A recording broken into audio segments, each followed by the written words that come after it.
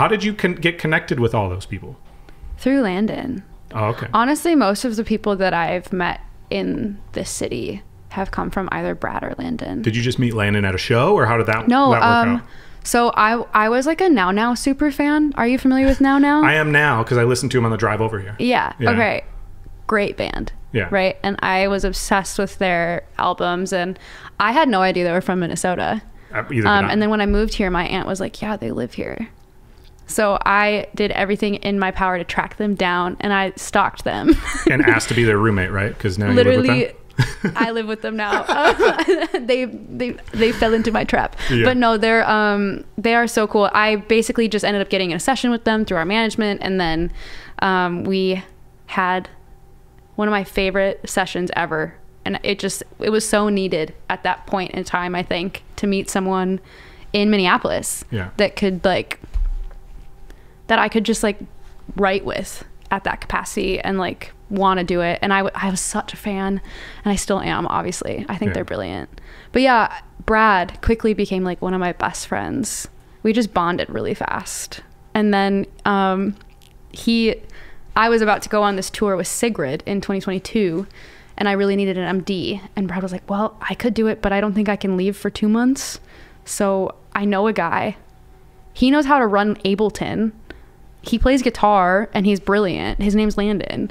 And I was like, I've heard that name on The Current, and I know who he is. But at that point, I still hadn't like really met anyone. Like the music industry in Minneapolis is really underground until it isn't. You have to like open the door somehow. Right. So Brad introduced me to Landon, and then Landon introduced me to everyone. Yeah. Literally everyone I've met. I met Landon in Eau Claire. He did a garage show at Charlie's like frat house. I've heard stories about Sandbox forever. Like for 3 years now, we've been talking about Sandbox. It was incredible. It sounds so cool. Yeah. I'm jealous that I never got to like do it. Yeah, I mean, again, I was the old guy where Charlie asked like, do you want to help sponsor it? I was like, yeah, sure. Like, so I gave him, I don't know, a bunch of like t-shirts and hoodies or whatever, like to be on the little poster, and he invited me to come out, and I'm like, man, you guys are like the coolest college kids ever. I have to go though, because I got to go hang out with my kids. Like, I gotta go. Yeah. No, but then shortly after, like at that point in time, Landon, like nothing was out. His EP wasn't even out at that point in time when he played all of those songs, 2 a.m. and all those songs. Yeah. And then 6 months later, he has 1 million monthly listeners on Spotify. He hit that algo so fast. I know. When he and I met, he already had like that established a little bit, and I just quickly became a fan of him because I listened to his music. I was like, this rips. You're so good.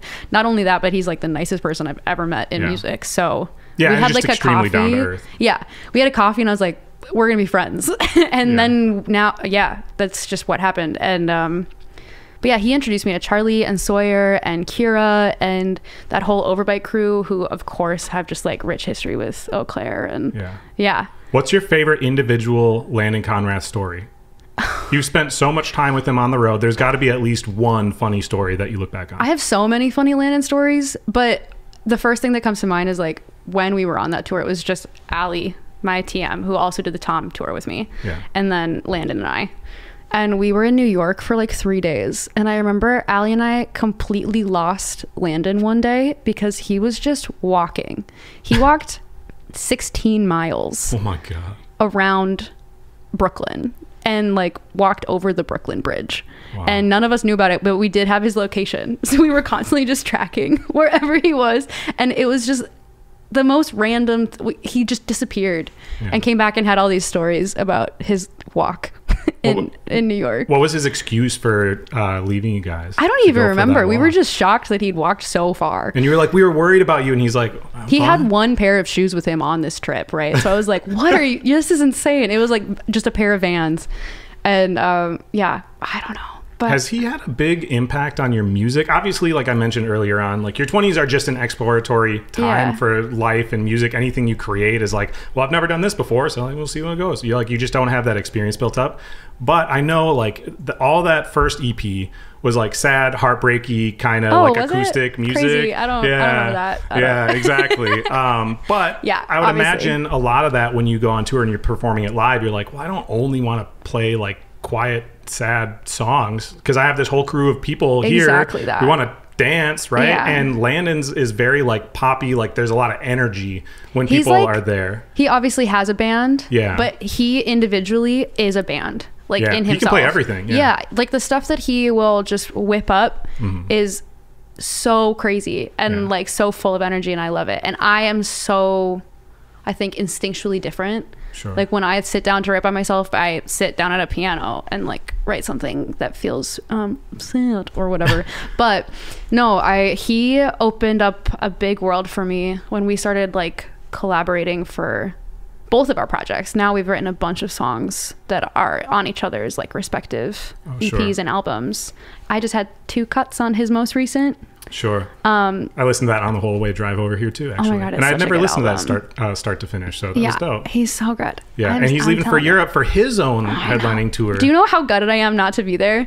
I swore to myself that when Landon would play a show in London, I would be there, but I'm really stoked for him. But sorry, listening to your stuff, it was like that kind of sad stuff. His stuff's very poppy. Yeah. And then a lot of the new stuff that you've been putting out, like Oh to Be Cool, I guess isn't brand new, but like a lot of those songs are like they remind me of Landon a lot. I'm like, I could see these being on the same bill. Landon co-wrote Your Internet Sucks With Me. That makes sense. That makes sense. Yeah. Everyone says this when they hear it. They're like, he's all over that. And it's true. He's all over it. We had so much fun writing that. And he also at that point knew everything about me, period, because we just spent 2 months in a van together. So we like knew everything about each other. So writing that song was just like us laughing about what it was going, like, sure, what the song's about.